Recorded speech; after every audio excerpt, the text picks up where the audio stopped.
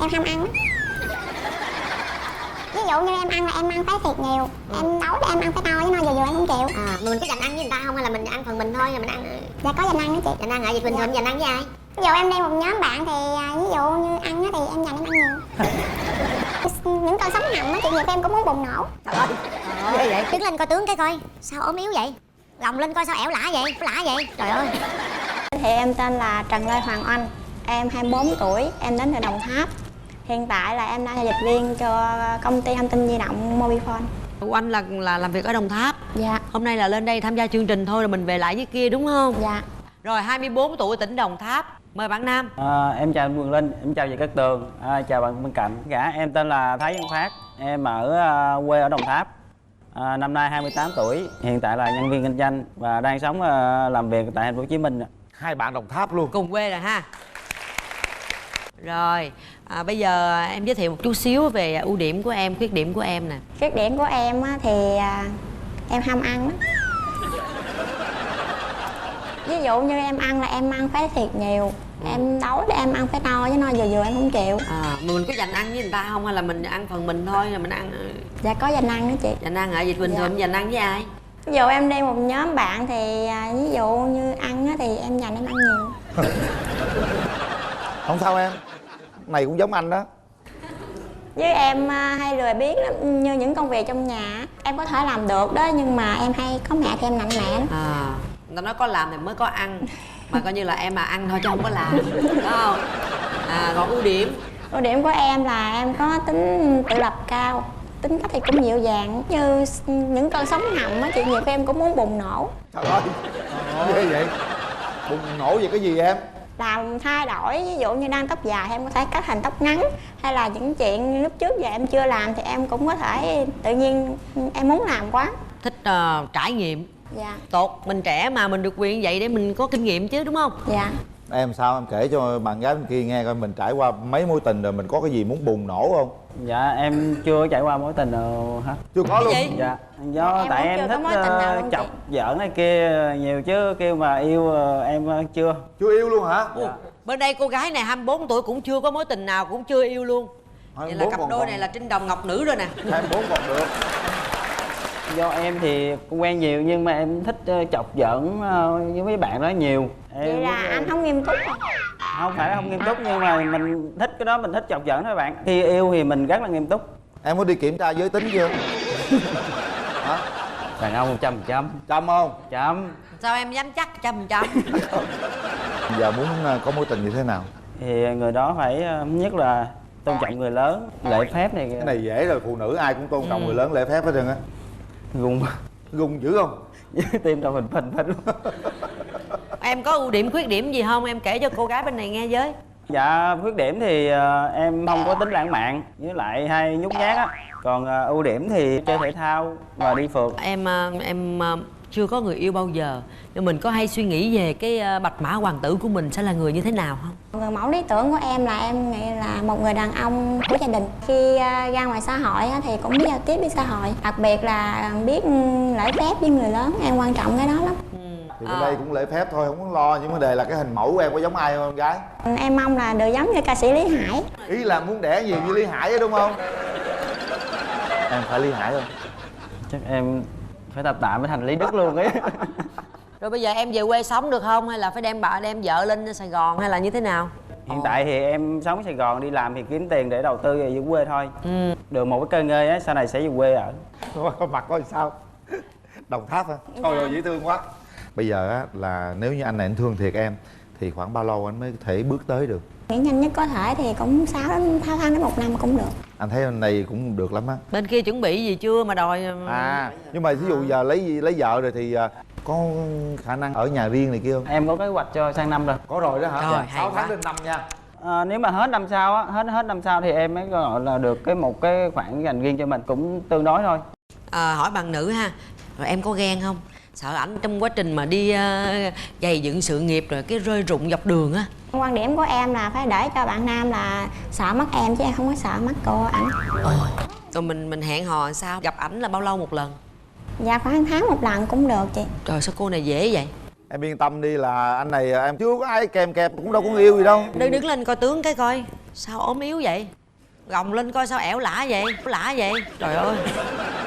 Chắc men không trời? Men chắc chắn 100% đúng không? Thôi ngồi xuống đi được rồi ha. Bây giờ bình thường bao lâu thì em về quê thăm nhà một lần? Khoảng 3-4 tháng một lần. Trời đất ơi, cô này cổ muốn 1 tháng 1 lần, em đáp ứng được không? Dạ được. Chị thấy hơi ít á, 1 tháng phải 2 lần. Phụ nữ người ta chiết bóng buồn lắm em ơi. Mình phải đầu tư vô chút xíu.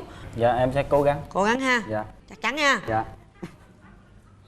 Rồi bây giờ mình hôm nay mình đi với Đồng Tháp, có ai ủng hộ mình không? Dạ có, em đi với một người bạn thân của em cũng ở cạnh nhà luôn. Chào em.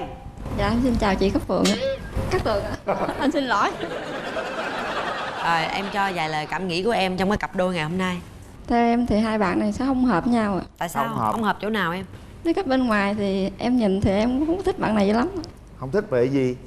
Em đã nói không thích rồi thì phải cho cái nguyên nhân, lý do. Dạ về ngoại hình ạ. Ngoại hình hơi ốm đúng không? Dạ đúng ạ. Đó cũng là một cái ưu điểm nha. Thêm một ý kiến của một người bạn cho nó khách quan. Dạ em chào chị Cát Tường. Dạ em chào anh Linh. Ý em sao? Em nhận xét ảnh sao? Em thấy anh bên này nói chung là anh có định hướng sẵn cho tương lai. Nhưng mà em thấy chị kia không thích ốm, em thấy đúng không? Dạ cái này là tùy quan điểm của mỗi người anh. Tại vì em ốm hơn ảnh mà đúng không? Dạ theo em nghĩ thì mình nên cho nhau thêm thời gian để tìm hiểu nhau thêm. Cảm ơn bạn. Dạ cảm ơn chị. Nhà trai có đi với ai không Dạ em? tối em đi với chị họ em với bạn em. Rồi, Chào chị. hỏi chị có tình hình sao chị? Em chào anh Quyền Linh, chị Cát Tường. Dạ. Nói chung em của em thì rất chi là hiền. Công việc ngoài thì không có ai chê được. Chỉ có mỗi tính cách về bạn gái thì hơi nhút nhát một xíu. Nói chung đấy em nói là câu giỡn. Tức là giỡn với bạn thì rất chi vui vẻ. Nhưng mà khi tiếp cận về mặt tình yêu thì mình lại không có mạnh dạn thôi. Chứ còn về việc làm thì hay là xã hội thì nói chung là người ta mời thì mình cũng chín chứ cũng không thua ai. Không, như vậy cũng ổn rồi đó. Nhát gái thì cái chuyện đó tốt thôi. Sợ là thấy gái xăm xăm vô thì mới sợ thôi. Thôi bây giờ cũng ăn thua là cảm nhận của cả hai bạn thôi. Gặp Rồi mặt cảm ơn nhau. mọi người nha. Kéo Kéo màn màn. lên. Dễ thương mà.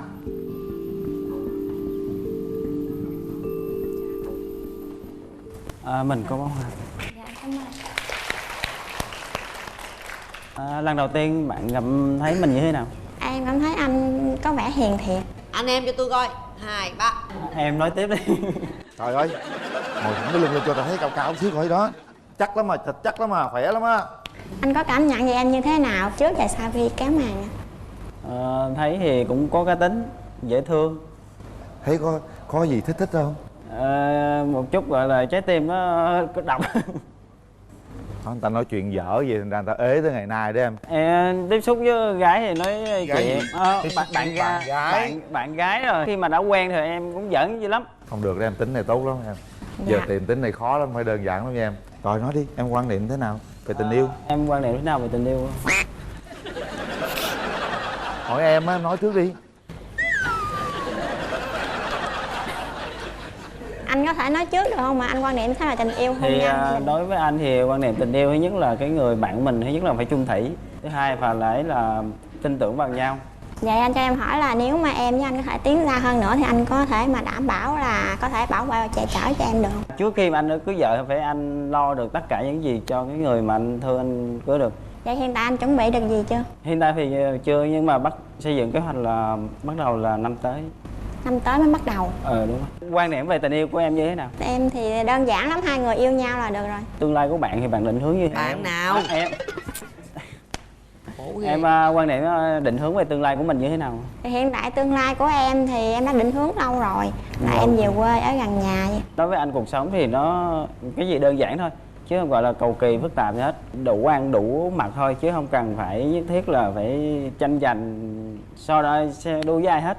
Không, anh nghĩ thế này nè, vậy nó cũng không được. Đàn ông mình phải có khát vọng. Em có tích lũy, em sẽ đầu tư vào cái gì đó và mong rằng cái sự đầu tư đó sẽ lớn dần lên, rồi mình sẽ phát triển hơn nữa. Chứ đừng nghĩ là có gì ăn đó, có gì lo đó, có đủ tiền chữa bệnh là được rồi. Vậy thì nó Phụ nữ người ta bó không hẹp chịu quá. vậy đâu. Ha? Muốn hơn nữa chứ đừng có thỏa mãn với những gì mình đang có rồi cái mình không có cầu tiến nữa thì không được. Thôi bây giờ vô chuyện tỏ tình, nói những cái gì tình cảm nhất. Anh thấy em thì dễ thương, thì anh cũng... Em nói không được mình lên.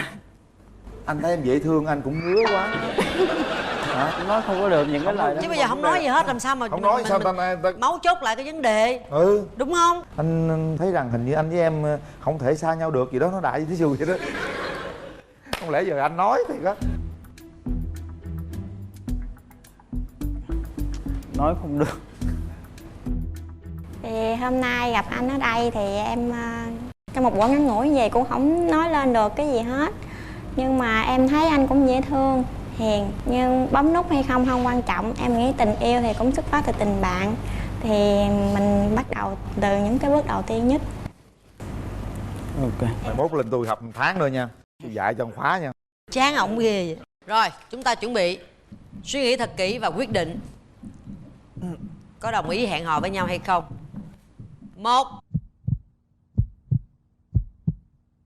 2 3. Hết thời gian. Rồi, xin mời hai bạn. Hai bạn phải nói là những con người rất là chân chất. Vấn đề chỗ là chúng ta không có dám nói lên những cái suy nghĩ của mình, mà trong tình yêu cứ ngồi nhìn nhau hoài thì đúng ra cũng không thể hiện được gì hết. Đó là cái điểm yếu nhất của mình. Và nếu như cứ thế mãi thì chắc chắn ta sẽ khó tìm được một cái người bạn cùng đồng hành với mình trên suốt cả chặng đường còn lại. Bạn nữ, lý do tại sao bạn không bấm nút? Dạ tại vì cảm giác của anh tạo cho em á là tim em không có đập. Còn bạn trai? Cái em thì em dở về cái nó nói chuyện á, nên em không thể nào mà để tạo một cái gì đó cho để bạn để bấm nút. Vì vậy bạn không bấm Rồi nút em luôn. thấy em biết bạn không bấm rồi em không bấm luôn. Theo suy nghĩ của em cảm nhận được thì bạn sẽ không bấm nút nên. Ủa mình phải có bản lĩnh của mình, đàn ông mà mình thích mình nói thích. Thí dụ như mình biết cô ấy không bấm nút nhưng mình vẫn cứ bấm, đúng không? Dạ anh Quyền Linh rất là đàn ông. Anh rất đàn ông luôn hả? Dạ đúng rồi, ấm áp. Nói chung đây là chỉ vẽ một cái người mà thần tượng thôi. Dạ. Em tự giới thiệu, em tên là Trần Văn Thương, đến từ Vĩnh Thuận, Kiên Giang. Năm nay em 36 tuổi. Hiện tại em sinh sống và làm việc tại thành phố Hồ Chí Minh, ở quận 2. Làm gì? Em là công ty chuyên về cung cấp thiết bị hàng hải. Thiết bị điện tử hàng hải. Rồi em giới thiệu mình đi. Dạ em chào anh Quyền Linh và chị Hồng Vân và anh chàng bên kia và tất cả các bạn ở trường quay này. Dạ em tên là Hồng Loan, nghề nghiệp trước đây là kiến trúc sư.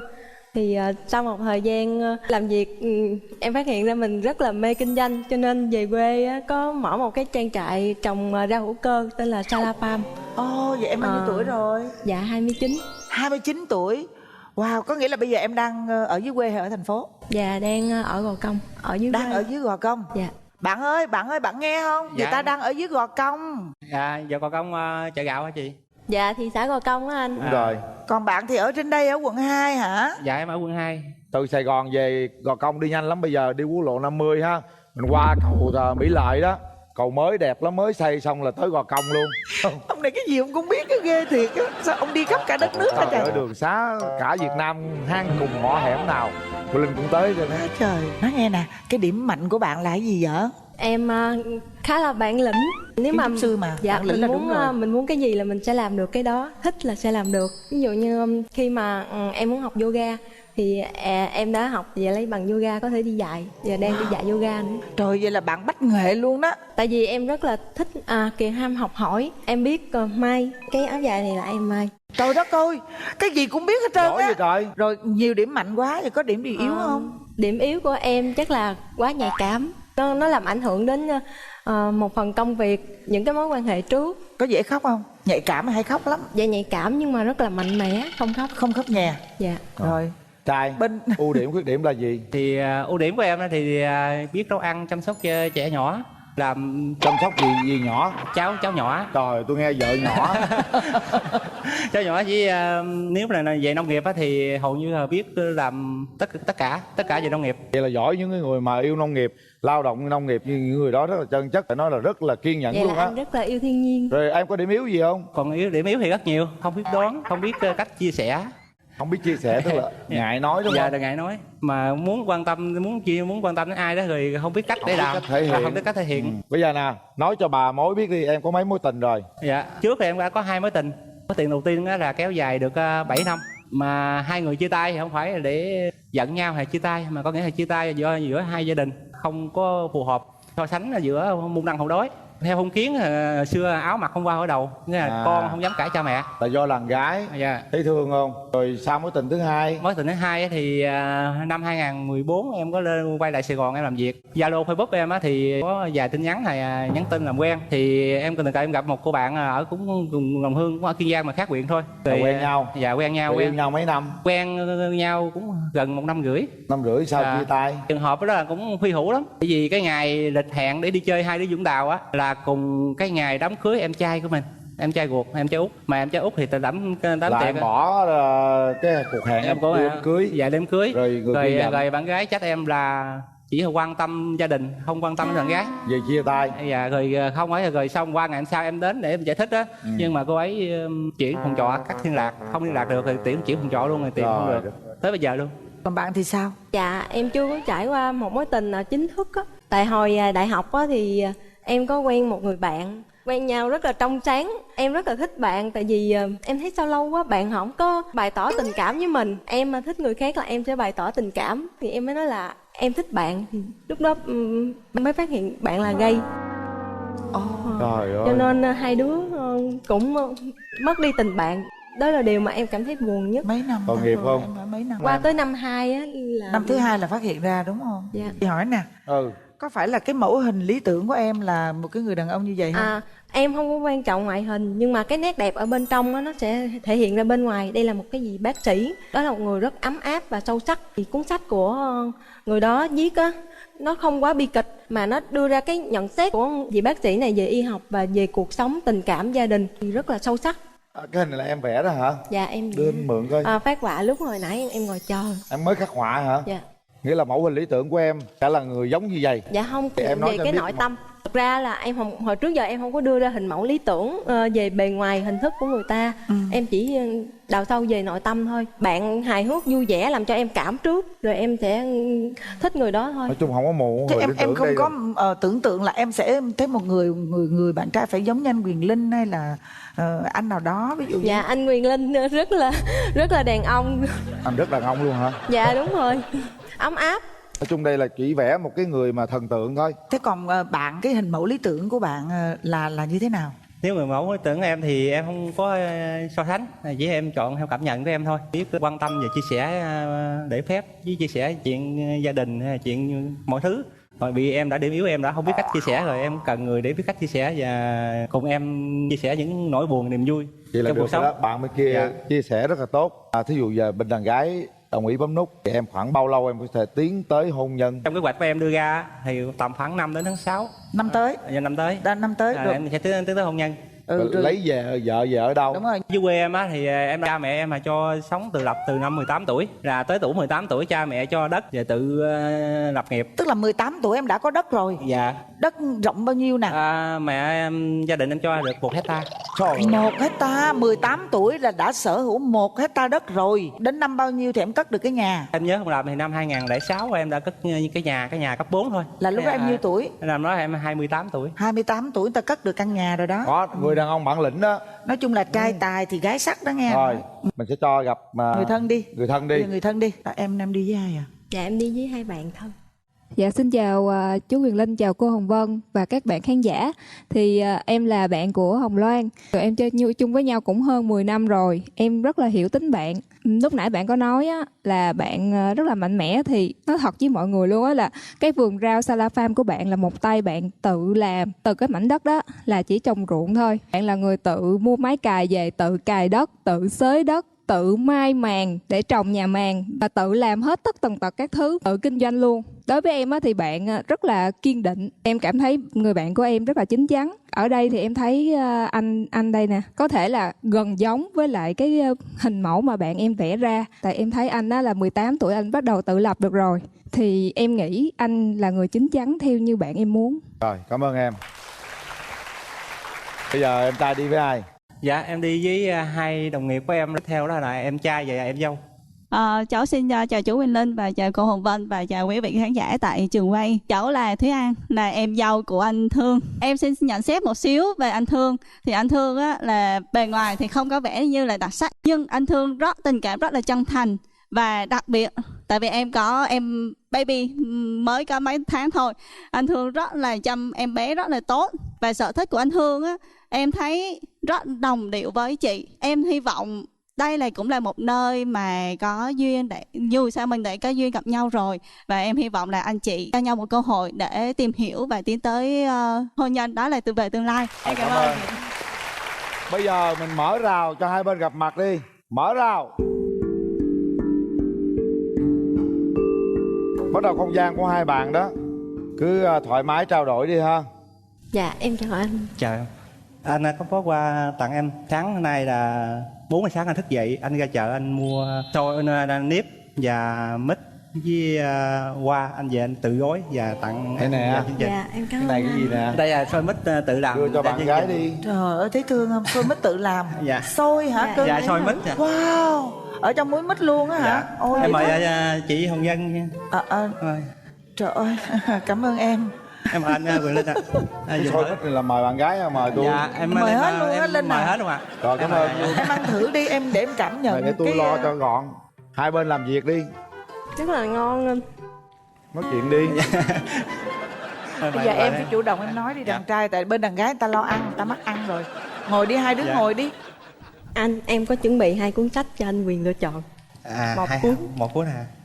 Rồi anh chọn cái này. Dạ, em cũng rất là thích cuốn đó. Tại nó liên quan tới một phần cuộc đời em. Chắc ăn anh sẽ đã đọc và tìm hiểu. Lên. Trời đất ơi, ông đi ông lấy nguyên một dĩa xôi đi ăn rồi kìa. Lên. Đi lên cứu bồ người ta kìa. Người ta cứ sẽ chia tâm sự. Trời ơi hết luôn cái dĩa xôi của em rồi kìa. Nói chung là gặp anh á, em nhìn đúng là bạn nói đúng á. Em nhìn anh á, anh là một cái người rất là ấm áp, rất là chân thành, đúng mẫu người mà em thích. Vậy thì chúng ta đều bấm nút thôi. Nói nghe nè em. Bây giờ em đứng lên coi cái áo dài mặc rất là đẹp luôn. Tự may thấy ghê chưa? Đẹp thiệt là đẹp luôn. Em thấy hú hồn không? Bên bạn biết may áo dài đẹp thì bên đây biết xôi mít ngon. Ngon thiệt, ngon quá. Tôi khoái xôi mít rồi đó. Ngon thiệt luôn á, ngon lắm. Ngon. Mỗi người mình hát một bài hát rồi tặng nhau cho nó gây không khí đi. Dạ. Không, nói chung là nhạc anh không biết hát đâu. Hồi trước thì em chỉ học lớp những mẹ bà xưa là gu cháu gu con, em cũng học thuộc lại những câu hò gu những cho trẻ. Bởi vì em hát gu xong rồi tới giờ biết tại sao mà mỗi lần em gu rồi cháu em ngủ rất nhanh. Em ru thử coi nè.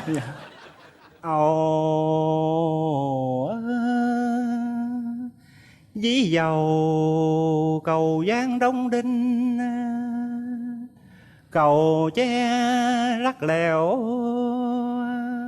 gặp gần khó đi mẹ dắt con đi, con thi trường học mẹ thi trường đời. Chị tin em.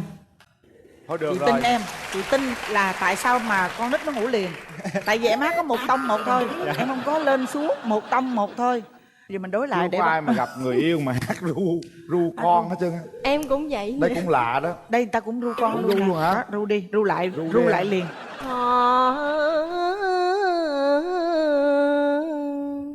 Gió mùa thu mẹ ru mà con ngủ.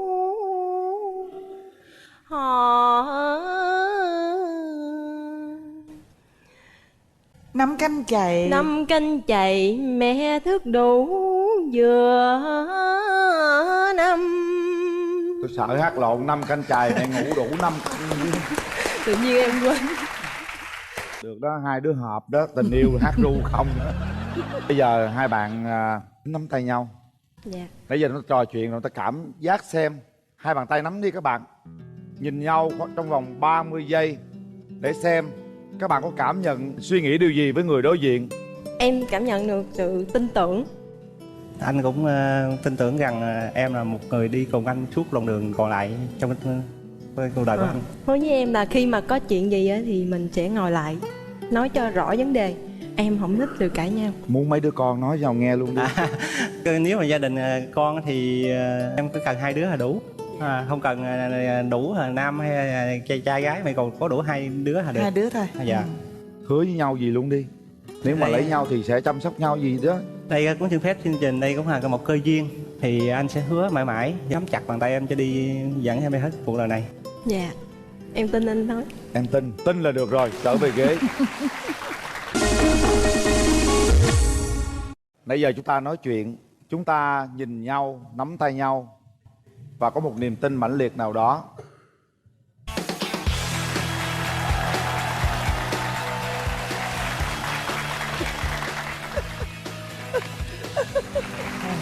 Không cần đến.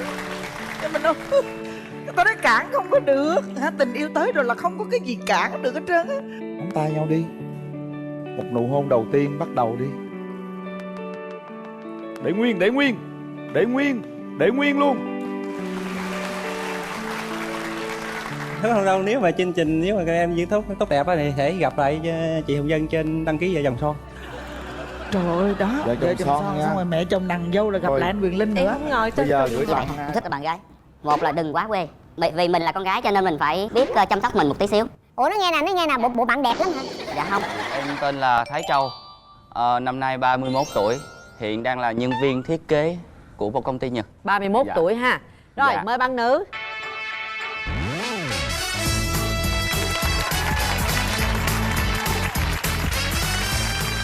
Chào chị Cát Tường ạ, em chào anh Huyền Linh ạ. Chào em, em tự giới thiệu về mình. Em tên Nhung ạ, năm nay 27 tuổi, em là nhân viên văn phòng ạ. Mình có bao nhiêu mối tình rồi? Tính đến thời điểm hiện tại thì có được 2 mối tình dắt dai rồi ạ. Chia tay cách đây bao lâu? Mối tình gần đây nhất thì 2 năm rồi ạ. 2 năm qua không ai theo đuổi mình sao? Trong 2 năm qua thì nó thời gian đủ để nguôi ngoai. Cái mối tình đó sâu đậm lắm hả? Cũng 4 năm chị. Vậy tại sao phải chia tay vậy? Dạ, lúc đó thì nói chung là cũng chưa có chín chắn lắm. Với lại có nhiều cái em với bạn đó có nhiều cái mâu thuẫn nhỏ và mình không ngồi lại mình chia sẻ với nhau. Vậy thì bây giờ là bạn nguyện vọng như thế nào? Trong tình yêu thì em quan niệm rằng là hai người phải là có niềm tin với nhau, thì mình hiểu nhau thì nó có thể vượt qua được những cái cám dỗ. Bạn Dung bên kia cho anh hỏi tí xíu. Theo như em nói là niềm tin thì nếu mà vậy thì tin là tin như thế nào? Anh có thể dao động bởi mọi người xung quanh tác động, nhưng mà anh có niềm tin vào người đó thì anh sẽ vượt qua được. Vậy theo em á, thì trong tình yêu con tim với cảm tính thì em nghiêng về cái nào nhiều hơn ha? Em nghĩ tình yêu thì hơn con tim nhiều hơn, tại cảm tính thì có thể nhất thời điểm này mình như vậy, thời điểm sau mình có thể khác. Còn lý trí thì sao em? Anh hỏi khó quá à. Giờ hỏi là câu cuối cùng. Hỏi sao? Xíu em trả lời anh được không ạ? Rồi, chốt. Hôm nay em đến đây em mong muốn gặp một cái người bạn trai của mình là một người như thế nào? Thứ nhất là phải hơn em 4 tuổi. Bên kia là bao nhiêu tuổi? 31 rồi chị. 31. Bên đây 27 là vừa luôn á. Vừa luôn, đúng 4 tuổi luôn á. Rồi ngoài cái tuổi tác ra mình còn mong muốn được điều gì nữa? Em thích người bạn nam, những gì em làm không được thì em thích bạn nam làm được. Ví dụ như em rất thích bạn nam biết chơi guitar và biết hát. Hát hay hơn em là được. Bạn biết hát được, biết guitar gì không? Em chỉ biết hát thôi chị. Thái Châu hát hay lắm. Dạ. Bây giờ hai bên nào hát trước nè? Bên đây cũng hát hay lắm đó, mà muốn bạn trai mình hát hay hơn. Dạ thưa Vậy em làm chắc... gì cũng được nhưng đừng kêu em hát. Chính như vậy mới muốn bạn trai là hát phải không? Vậy bạn trai hát đi. Dạ. Em thì thường hay hát karaoke cho nên nếu mà hát mà có quên lời hay là sai lời thì không sao, miễn có hát hay là bên đây cho thêm điểm rồi.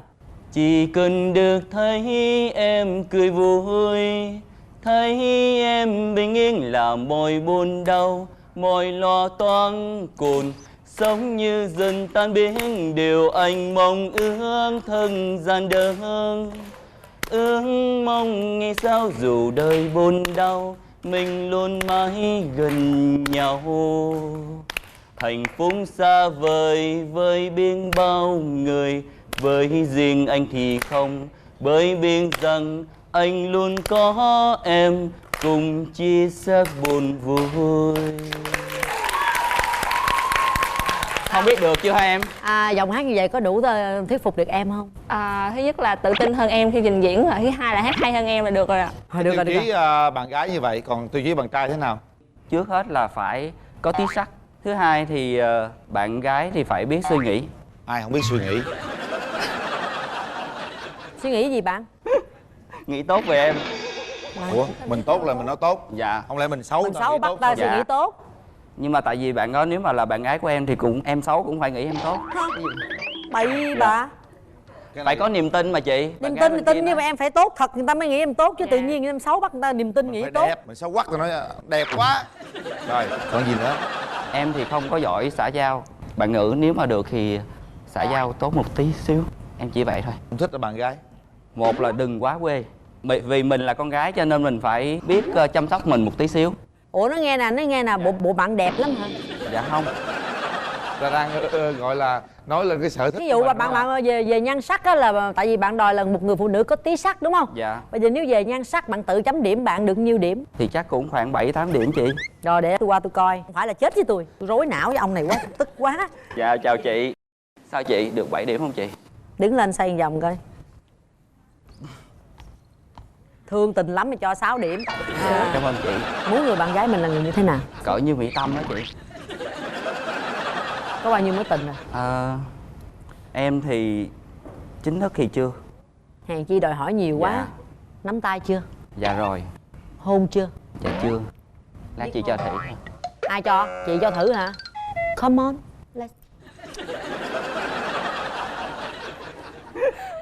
Gàn lắm đó. Biết hôn không? Chắc sơ sơ chị. Đâu đứng lên làm thử coi. Chị lại làm khó em. Dám không? Cái gì đỏ mặt mới có hung thôi mà. Làm luôn. Chút đi chị. Để em lấy lại bình tĩnh thôi. Gung lắm hả? Dạ. Coi đâu đơn giản hung chị mình thì hung ngay trán. Dạ. Ai kêu hung ngay mỏ chứ mà. Lung gì lung. Nó tưởng tượng trong đầu là nó hung cái mỏ hiểu không? Nó tưởng tượng vậy đó. Dạ. Có gì đâu. Anh nè, coi nè, anh làm liền nè. Thôi khỏi. Lợi dụng. Một chút xíu về nghề nghiệp của mình. Dạ em làm về thiết kế máy. Ví dụ công ty họ yêu cầu nhân viên thì phải làm đóng dấu, mỗi người tự đóng. Thì bên em làm tự động vô, truyền vô băng truyền thì máy tự đóng đi ra luôn. Giống như kiểu robot đó hả bạn hả? Dạ, bên em cũng có sử dụng robot luôn. Mình làm robot tình yêu được không? Dạ nếu mà anh đặt hàng mà nếu mà được giá thì tụi em cũng làm được. Anh đặt cô nè, đẹp, rồi thương chồng nè, Dạ. chung thủy nè, ở nhà không đi đâu nè, Dạ. lo cho con nè, Dạ. tắm rửa giặt giũ cho anh hết nè. Chỉ cô nha, vợ nha là đẻ. Trời đất ơi. Được không? Thôi Rồi. bây giờ hỏi robot tôi biết gì con người đây không chịu hỏi. Hôm nay mình tới đây có ai theo ủng hộ mình không? Dạ có, em đi với bạn thân của em. Bạn thân của Rồi em. mời bạn thân. Chào em. Dạ. Em tên là gì? Em tên Hiệp. Nhung không ai đeo đuổi hả em? Dạ cũng có mấy người đeo đuổi chị, nhưng mà có lẽ là Nhung cảm thấy không hợp về tính tình hay là cái gì đó thì Nhung không có tiến tới được với mấy người đó. Tính quá không? Nhung không phải là khó tính mà là Nhung có những cái mục tiêu, những cái yêu cầu riêng của Nhung đối với cái đối tượng đó. Và có lẽ là những cái đối tượng trước á, mà tiến tới với Nhung thì không thỏa mãn được Nhung ở cái mảng những cái mục tiêu. Nên Em nghĩ cái anh bên đó 31 tuổi chưa có bạn gái lần nào, em thấy sao? em không tin đâu. Không tin? Dạ, có vẻ ảnh có vẻ đào hoa chứ không phải là kiểu thiếp người khép nép. Cảm ơn em. Hôm nay bạn có đi với ai? Dạ không, em đi một mình. Bây giờ chúng ta sẽ gặp nhau để xem coi trái tim mình có đập hay không, rung động hay không. Dạ. Thôi chúng ta kéo màn lên. Là cho anh lên 7-8 điểm hay không là quyền của em nha. Theo chị 6 điểm được không chị? Chị cho 6 điểm mà. 2 phút dành mặt nhau bắt đầu. Em chào. Chào em. Em có món quà nặng ký tặng anh. Rồi, anh cảm ơn nha. Dạ. Anh có tò mò trong đó có gì không ạ? Để anh mò một tí rồi tôi nói ra cái việc này. Dạ, anh có thể đoán ạ. Đừng nói 2 cục gạch nha em. Cái đó là món trò chơi xếp hình gỗ. Rút ra phải không? Dạ đôi khi đi cà phê với bạn bè anh có thể chơi dùng với bạn, đôi khi anh không thích nói chuyện thì anh có thể lấy này chơi để giết thời gian. Anh thích cái này. Dạ. Theo quan điểm của em thì em nghĩ người bạn trai của em có cần về trình độ học vấn như thế nào? Theo anh quan trọng không? Theo anh thì không quan trọng. Em thì đối với em không quan trọng vấn đề đó, chủ yếu là người nam có định hướng tương lai rõ ràng và biết mình cần gì và điều gì là quan trọng nhất và mình sẽ làm gì để được điều đó. Có nghĩa là cái mục tiêu đó là em bắt bạn nam đó là phải có cho em và giải quyết từng mốc cho em. Dạ không. Hay là mình chỉ cần có chí hướng tới đó là ok được rồi, còn làm được hay không cái vấn đề đó là tính sao. Thì em cũng muốn lắng nghe và chia sẻ người bạn nam đó có cái suy nghĩ như thế nào thôi, còn mọi suy nghĩ của mỗi người thì em không có can thiệp được. Nói chuyện hẹn hò tình yêu đi. Dạ. Nãy em có nghe anh họ nói là anh ngại giao tiếp phải không ạ? Đúng rồi. Lại là như thế nào vậy anh? Có nghĩa là khi gặp người lạ thì thường anh không có nói chuyện nhiều. Tại Hoặc sao là cũng không cái gọi là tính cách rồi. Có thể là em nhìn ngoại hình của anh thì có vẻ là nhìn cũng xì tin, nhưng mà thực ra bên trong nó khác. Khác là sao anh? Có nghĩa là bên trong anh sống nội tâm hơn, anh lại suy nghĩ hơi bị nhiều, có thể là hơi cụ non luôn á, cho nên em nghĩ như thế nào? Chóng mặt rồi hả em? Dạ. Thí dụ như anh gặp một người, ví dụ anh không có bắt chuyện, ví dụ người khác bắt chuyện, anh có trả lời lại không ạ? Người khác bắt chuyện thì anh sẽ trả lời. Em thấy anh như thế nào? Hay thế nào là sao anh? Có nghĩa là theo như cái hình mẫu của em á, thì em thấy anh có được hay không? Theo như chị Cát Tường cho 6 điểm thì em cũng ổn. Là bấm nút phải không em? Dạ để xíu trả lời sau được không ạ? Rồi, kết thúc. Chúng ta sẽ có 3 tiếng đếm và quyết định. Các bạn nên nhớ rằng khi ta bấm nút là chúng ta quyết định một điều gì đó trong một tương lai có thể là rất quan trọng. 3, 2,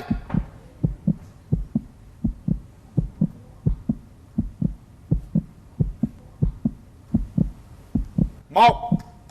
Hết thời gian.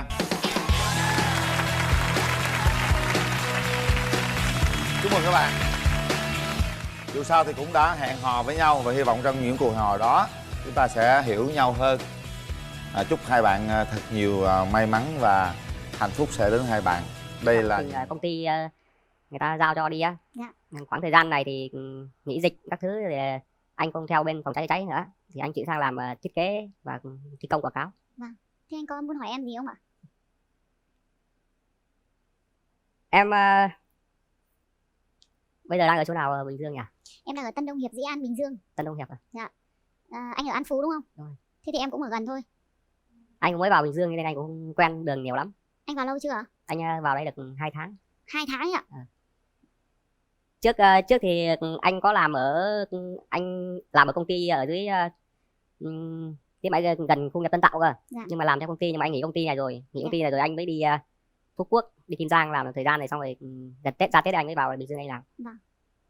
Anh có hỏi gì em nữa không ạ? Anh nghĩ rằng là có rất nhiều điều muốn hỏi em. Dạ. Trước tiên cho phép em được gửi lời chào đến quý khán giả, chú Quyền Linh, cô Hồng Vân và bạn gái bên một lời chúc sức khỏe, lời chào trân trọng nhất ạ. Cảm ơn cưng. Cháu xin tự giới thiệu, cháu tên là Đỗ Anh Tuấn, năm nay cháu 33 tuổi, công việc hiện tại của cháu bây giờ là thiết kế và quảng cáo. Tuấn làm ở đâu? Dạ cháu làm ở Bình Dương ạ. Bình Dương hả? Dạ. Rồi quê Tuấn ở đâu? Cháu đến từ quê hương Thanh Hóa. Thanh Hóa. Dạ. Rồi Bình Dương ở với ai? Cháu ở một mình. Một mình. Mời nhà gái. Rồi. Mình giới thiệu chút xíu đi cưng. Dạ, xin chào chị Hồng Vân, chào anh Quyền Linh ạ. Chào tất cả mọi người đang có mặt tại trường quay hôm nay. Em xin tự giới thiệu, em tên là Đỗ Thị Nga. Năm nay em 32 tuổi. Em cũng cùng quê với bạn bên kia, em quê Thanh Hóa. Hiện em là nhân viên kinh doanh của công ty trách nhiệm hữu hạn công nghiệp Nghệ Năng. Thanh Hóa luôn hả? Dạ. Hỏi xem hai người có ở cùng chung tỉnh, chung huyện, chung xã gì không nào? Dạ em ở huyện Yên Định ạ. Thì còn không biết là bên đấy ở huyện nào ạ? Anh ở Yên Ninh. Em ở Ninh Định. Sao nào? Em ở Định Hưng. Định Hưng sao nãy em nói Ninh Định? Yên Ninh ở cùng huyện với em ạ. Dạ. Vậy đó hả? Có khi nào hai đứa biết nhau mà giống như là hỏi đi. biết á. Biết đâu bà con rồi nha. Dạ. Ở đâu ra bà con? Bà con tôi dừng cuộc chơi đó. Không biết là trước anh có học Yên Định 1 không ạ? Không, trước anh học Yên Định 2 nhưng mà anh có chơi rất nhiều bạn ở dưới Yên Định 1. À ra vậy. Em thì em học ở dưới Yên Định 1. Rồi mình làm nghề gì vậy cưng?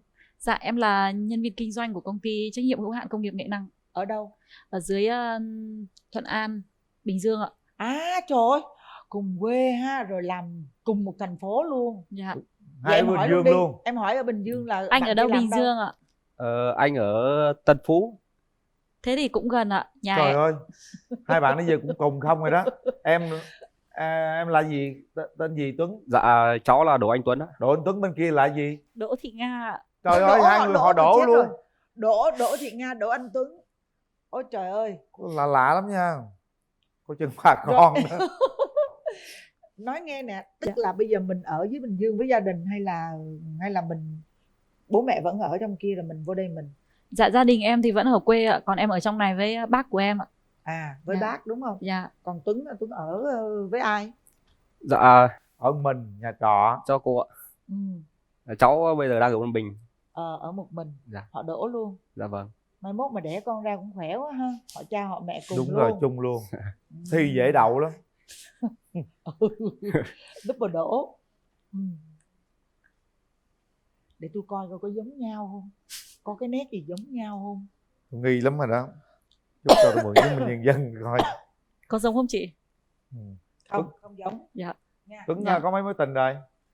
Dạ cháu có 2 mối tình. 2 mối tình. Nhưng mà cháu kết thúc mối tình thứ hai là cuộc hôn nhân, nhưng mà bây giờ cháu đã đổ vỡ một lần. Đổ vỡ một lần hả? Dạ. Vậy hả? Có con chưa? Cháu có một bé gái 6 tuổi. Ở với ai? Đang ở với mẹ đó. Ồ vậy hả? Vâng. Vậy là Tuấn là điểm mạnh điểm yếu của Tuấn như thế nào?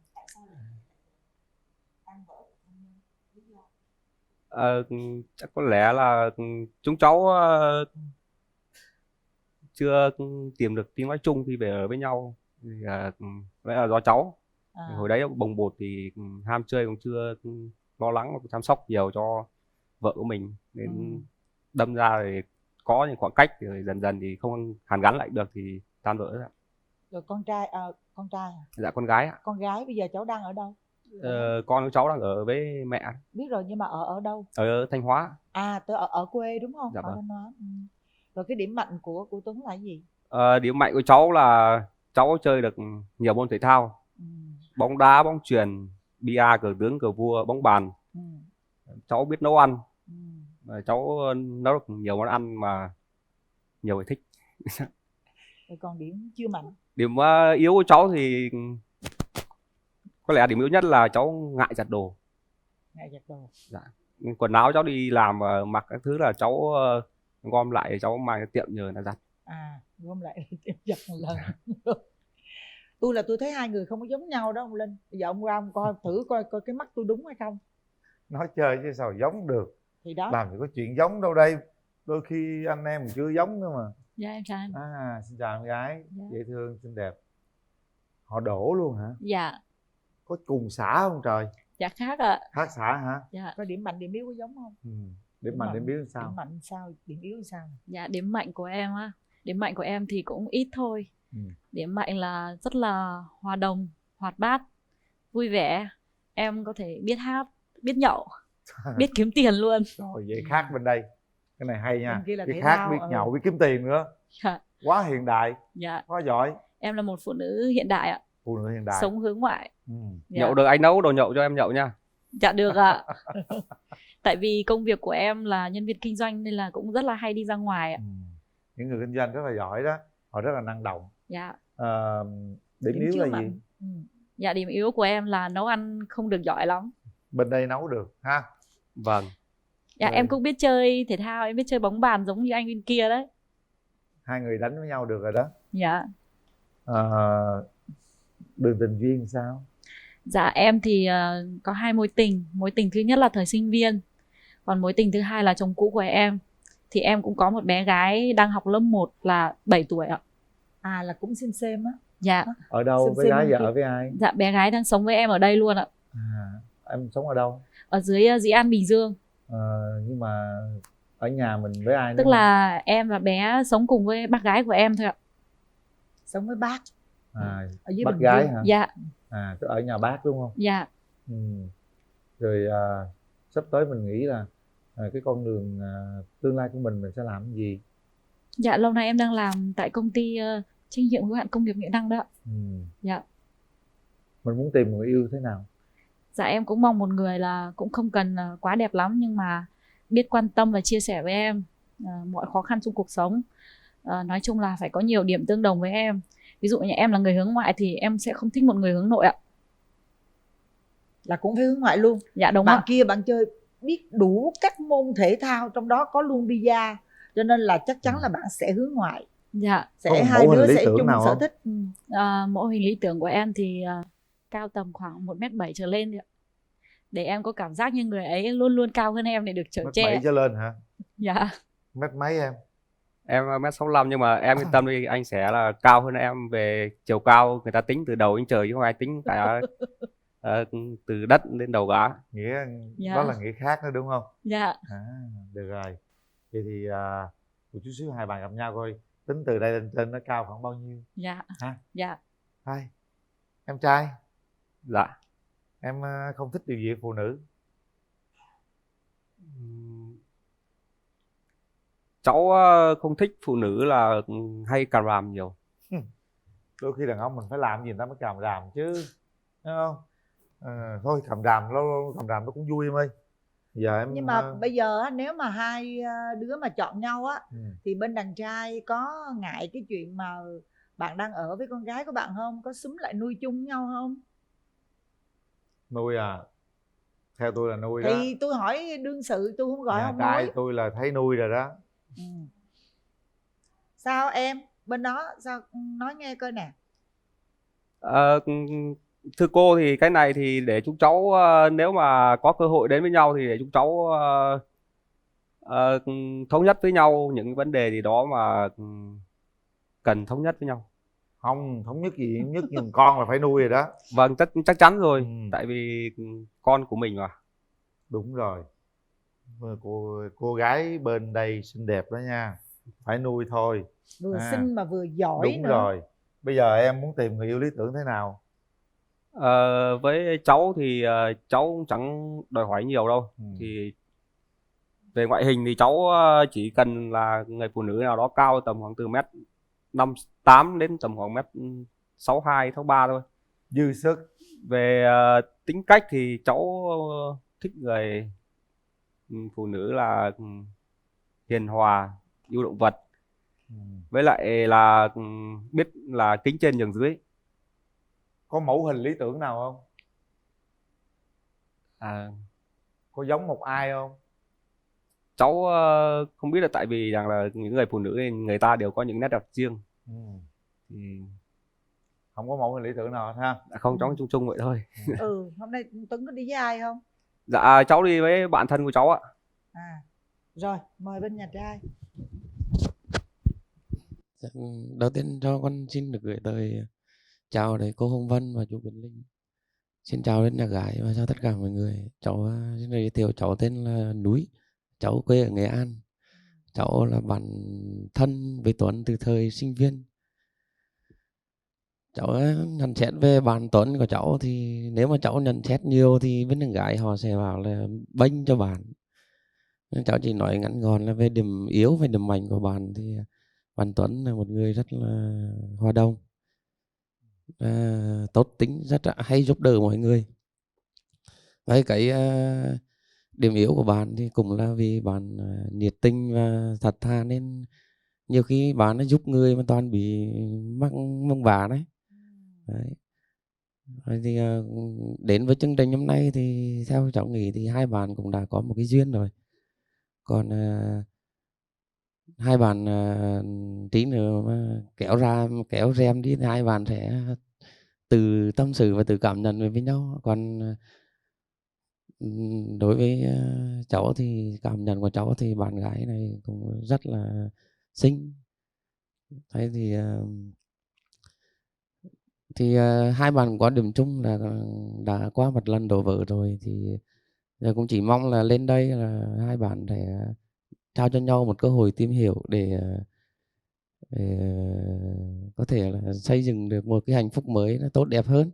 Những cái gì qua rồi thì mình có thể bỏ qua. Và đại diện nhà gái, tôi xin đại diện cô gái để tôi nói về cái cảm nhận của tôi nha. Theo tôi thấy thì cô gái này là một cô gái mà cũng hàng hiếm nha, hàng hiếm ha.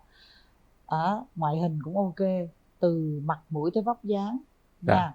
Công việc, đây là một người phụ nữ giỏi giang và rất là gọi là bản lĩnh khi mà tự một mình nuôi con mà ở xứ lạ quê người. Nói chung là bươn chải như vậy đó, cho nên rằng là theo tôi thì hai bạn nên cho nhau cơ hội nha. Rồi xin ông Mối cho mở rào chứ ạ. Nhà gái hơi bị được đó nha. Dạ thì đó tôi cũng đã nói tôi đánh rồi. giá nhà gái hơi bị được đấy. Dạ cảm ơn ông Mối. Thôi giờ cho trẻ gặp một nhau. Một cô gái đi. 4.0 đấy. Cho trẻ gặp nhau một đi. Một cô gái thông minh đấy. Cho trẻ gặp nhau đi. Một cô gái mà tôi thấy rằng cần phải quan tâm đó. Cho trẻ gặp nhau đi. Rồi mở rào. Mở rào.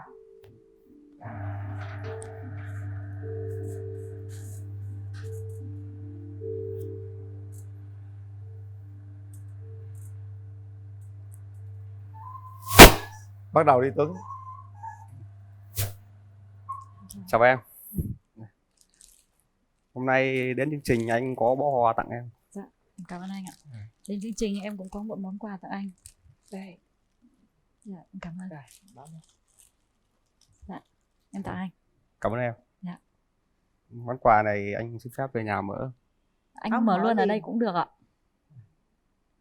Mở Em đi mở Tuấn. Dạ. Đấy là một cái đồng hồ cát ạ. Em muốn tặng anh để em mỗi lần anh để trên bàn làm việc, khi mà nhìn thấy em thì anh sẽ khi mà nhìn thấy nó thì anh sẽ nhớ tới em ạ. Cảm ơn em. Dạ. Tuấn phải nói liền cảm ơn em, không cần nói anh cũng vẫn nhớ tới em. Rồi nhìn có người quen người gì không? Anh có thấy quen không ạ? Có. Em cũng Có thấy quen hả? luôn.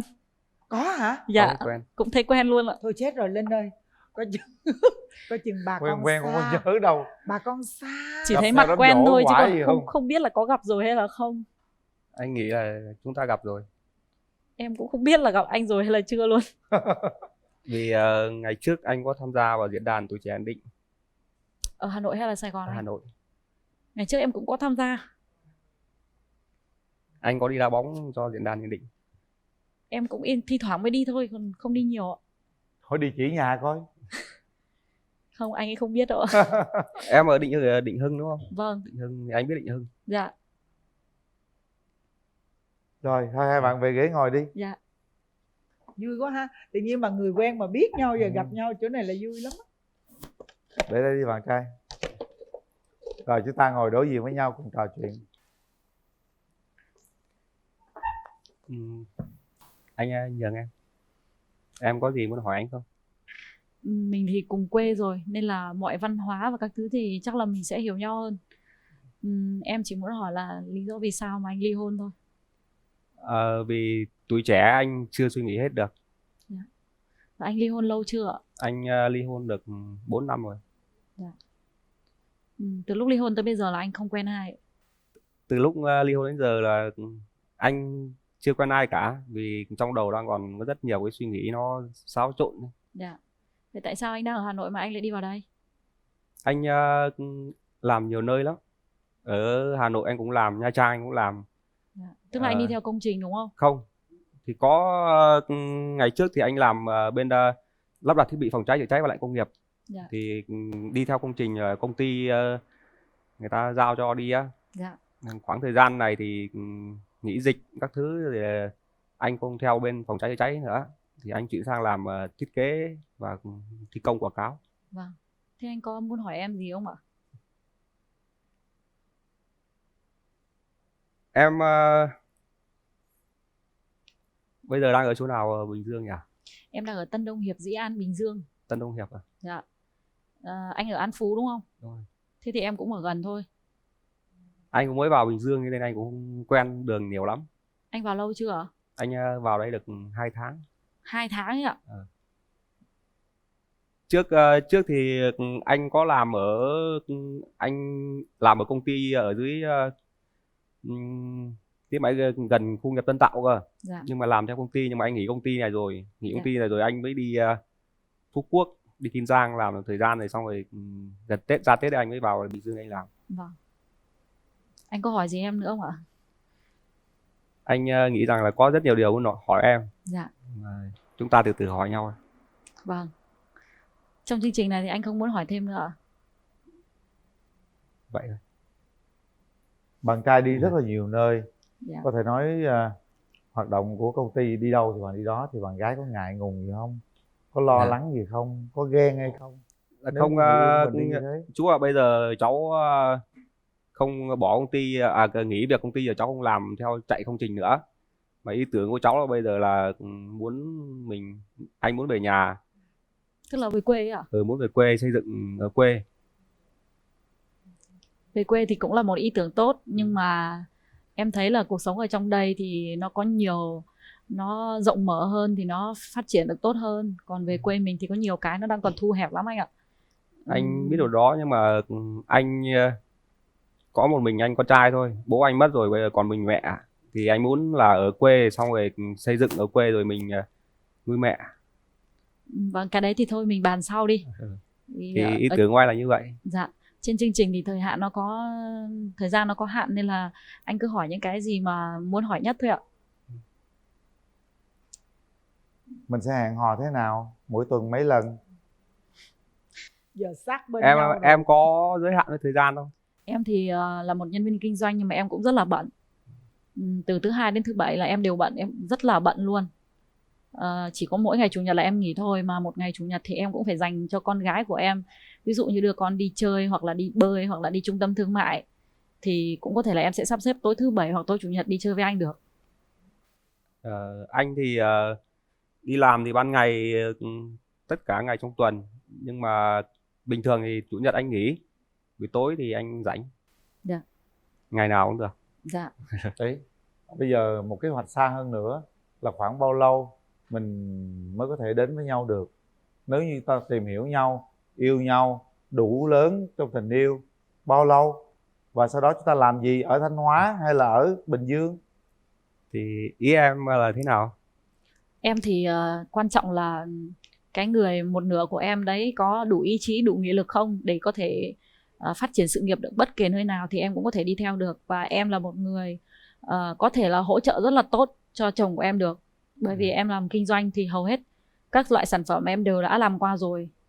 Thì em cũng biết là các cái ưu nhược điểm của cái ngành đó. Và hiện tại là em cũng đang làm trong một cái ngành là bên kỹ thuật, cũng có liên quan đến phòng cháy chữa cháy luôn. Thế nên là cũng có thể hỗ trợ công việc của anh được. Anh thì bây giờ anh nghĩ về việc phòng cháy chữa cháy và lại công nghiệp rồi. Bây giờ anh chuyển sang hướng làm là thiết kế và làm quảng cáo. Thiết kế làm quảng cáo. Cái đó em cũng biết. Anh thấp hơn với chiều cao mà em mong muốn thì em có thấy thất vọng không? Em thì không thất vọng lắm đến khi anh nói cái câu rằng là chiều cao của một người đàn ông là tính từ đỉnh đầu lên đến trời. Em cũng mong là điều đó sẽ là sự thật. Và em cũng mong một người đàn ông một nửa của em là sẽ có cái chiều cao mà tính từ đỉnh đầu lên đến trời, cao hơn em. Nhất trí. Từ đỉnh đầu lên đến trời. Khó tính lắm. Chiều cao anh không biết sao đây. Chiều cao lên không biết từ đâu tới đâu, nó thấp quá. Tôi với ông là ông cao hơn tôi hay là thấp hơn tôi vậy? Lên thấp hơn hết đó Vân ơi. Cả chiều cao từ đầu lên trời cũng thấp hơn Vân nữa. Từ dưới đất lên cũng thấp hơn Vân nữa, đừng lo. Sao mà đến đối đây rồi vậy? thì Nghĩa em thế nào? Rồi, anh kìa. thế này. Đúng rồi, cho hai đứa nắm tay bạn nhau có đi. thể nắm tay nhau để trao nhau một cảm xúc gì đó, rồi có thể hát một bài tặng nhau gì đó, để xem cái cảm xúc khi người ta nắm tay như thế nào. Đấy, nhìn thẳng vào mắt nhau. Hát một bài gì đó, Thanh Hóa ơi gì đó. Anh thì rất ít hát, tại vì hát dở. Nhưng mà gặp em hôm nay thì anh cũng muốn gửi tặng em và chương trình một bài hát, bài Đi Tìm Có Hát Lý Thương Nhau. Thương nhau tình thắm môi nghĩa nồng, nghe câu hát anh đi tìm người hát câu hát lý thương nhau. Anh ra vườn đào em đã sang đồng mía, anh lên rừng quê em lại đến nương dâu. Anh đi tìm em ở nơi nào, để lòng anh mong, để lòng anh ngóng anh thương em như thế. Rồi, anh xin hết. Em cảm ơn anh. Mời bạn nữ. Dạ. Hát đáp lại nào. Dạ, đến với chương trình thì em cũng gửi tới anh một đoạn trong bài hát là Qua Đêm Nay. Qua đêm nay hai ta sẽ chung sống suốt đời, phải không anh ơi, em ước mong lâu lắm rồi. Sâu thẳm trong mắt anh là ánh mắt của em, vòng tay âu yếm những rung động trái tim yêu mến. Dạ em xin hết ạ. Hay đấy, ngọt đấy. Hay á, em thấy Rồi, chưa? về ghế ngồi đi các bạn. Hát hay nè, giỏi giang, xinh đẹp. Để tay vào nút bấm đi. Biết nút bấm chỗ nào không? Dạ. Thật ra là bất đây, kỳ chàng trai nào tiếp xúc đây. cô gái Dạ. nãy giờ thì tôi nghĩ rằng chàng trai ấy sẽ bấm nút đấy.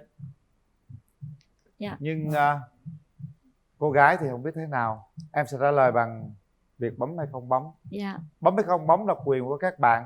Các bạn đang đối diện với hàng triệu khán giả, với người thân của mình, và đang đối diện với nhịp tim của mình. Nếu thích chúng ta bấm, nếu không thích, không xem đây là một mối quan hệ có thể phát triển được, chúng ta nhường cái nút bấm đó cho người khác. Khi bấm chúng ta phải có trách nhiệm với nút bấm đó nha. Dạ. Rồi, sau 3 tiếng đếm, hai bạn sẽ quyết định. 1 2 3. Hết thời gian. Cùng bấm luôn. Cùng bấm. Thanh Hóa, ngày trở về. Thanh Hóa sông bé. Bình Dương chứ hả? Bình Dương. Dạ. Đấy, cô dù sao cũng là một sự đồng cảm, đồng hương. Và tôi nghĩ rằng nãy giờ các bạn hợp nhau rất là nhiều thứ ha. Từ tên, tuổi, họ ha. Rồi quen biết, rồi nhìn nhau nó quen nữa. Có thể chúng ta sẽ chăm sóc mối tình này cho nó đủ lớn để chúng ta có thể quyết định nhiều cái còn xa hơn nữa. Dạ vâng. Nhá. Dạ. Rồi, bây giờ bạn có muốn nói gì với lại cha mẹ của bạn nữ không? Hôm nay là bạn đi có một mình thôi. Dạ. Đúng không? Thì chỉ có bác ở dưới Bình Dương, còn cha mẹ là còn ở dưới quê đúng không? Dạ. Em nói gì với cha mẹ đi. Hôm nay thì con lên đây thì con cũng mong là con sẽ gặp được một nửa cuộc đời mình ở trong chương trình này. Thì con mong là quyết định của con sẽ được bố mẹ ủng hộ con ạ. Rồi, bạn trai. Xin cháu chào hai bác. Cháu và em hôm nay được cái duyên được gặp ở đây. Thì cháu nghĩ rằng là cháu đủ lớn để chăm sóc được cho em. Rồi, xin hai bác cho cháu hôn em đi. Hôn ở má nè. Cháu xin hai bác cho cháu được bày tỏ yêu thương với em. Đấy, đúng rồi, hay quá. Hít qua mái tóc thôi là sao trời. Dạ được rồi. Hãy chị mạnh mẽ dạn dĩ lên chứ. Dạ được rồi ạ. Thấy một người cô gái không? Để cái má nhẹ qua một bên. Thấy người ta rất là hiện đại thấy không? Cô gái rất là dễ thương nha. Thực sự đây là một con người mà có thể chúng ta phải giữ chặt lấy nhá, bằng mọi giá anh trai nhé. Hôm nay chúng ta sẽ có một ngày rất là đáng nhớ. Họ mong rằng tất cả những điều này sẽ tạo ra một hạnh phúc dành riêng cho hai bạn nha. Dạ. Chúc các bạn thật nhiều may mắn trong cuộc sống. Và đây là những món quà dành cho các bạn.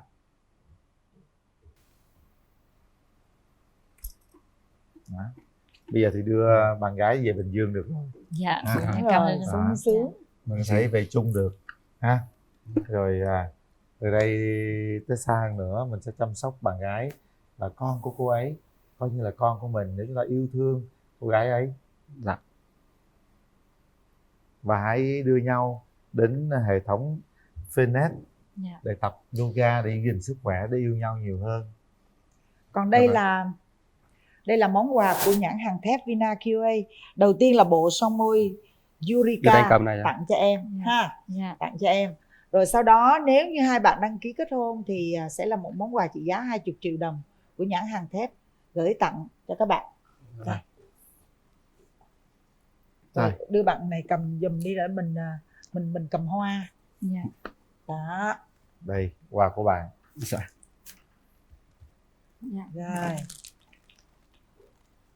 Chúc các bạn sớm về chung một nhà nha. Chúc các bạn mọi điều tốt đẹp nhất. Cảm ơn các bạn. Cảm ơn cô chú, cảm ơn chương trình ạ. Rồi, hạnh phúc nha. Thanh Hóa ngày trở về làm một nồi canh rau má. Tôi dông dang cái nè. Yeah.